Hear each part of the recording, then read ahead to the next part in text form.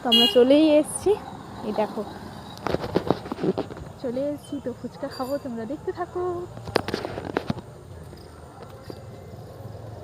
এই দেখো, এটা আমার মায়ের দোকান, আমাদের রাস্তা ওখানে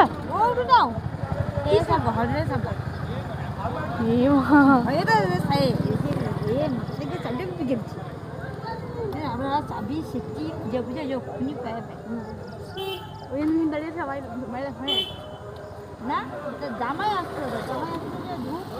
তো যাই হোক, এখন আমরা ফুচকা খাবো, তোমরা দেখতে থাকো। দেখতেই পাচ্ছ, নিয়ে নিলাম। এখানে দেখো আলু মাখা, টক জল, আর এখানে ফুচকা।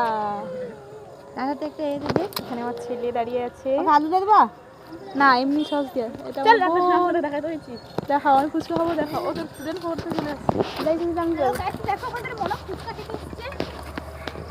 দেখতে পাচ্ছ গরমকালে ফুচকা ঘরে তো সবসময় নিয়ে যায়, আমাদের ঘরে তো সবসময় নিয়ে যায়। মুখের কাছে চলে আসছে ধূপটা ধরবো। ফুচকার স্বাদ আর এখানে দাঁড়িয়ে ফুচকা খাওয়ার স্বাদ সম্পূর্ণ আলাদা। এখন খুব সুন্দর লাগছে। আবার দেবো? আচ্ছা দিচ্ছি, দাও তাকে দিয়ে ভালো আছে খেইলু।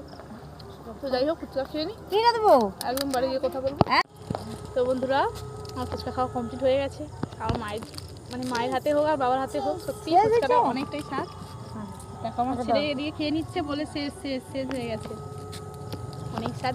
যদি তোমরা কেউ খেতে চাও, চলে আসবে লগগেট থেকে সোজা জামশেদ মোড়ে।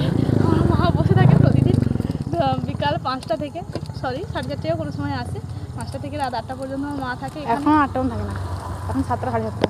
এখন যেহেতু ঠান্ডা পড়ে যাচ্ছে, তাই 7টা 7:30 থাকে। আর আমার বাবা যায় নীলপুর, ওখানেও আমার বাবা বসে। ওখানে বাবা অনেকক্ষণ থাকে, বিকেল 3টা থেকে রাত 8টা 9টা 8:30 এইরকম চলে।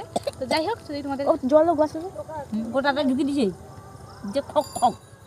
তো এখন আমরা বাড়ি যাব।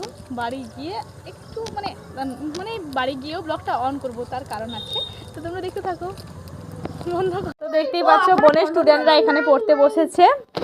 আর এখন আমি যাব, আমার এই বোনটা এনেছিল ঠাকুরের প্রসাদ।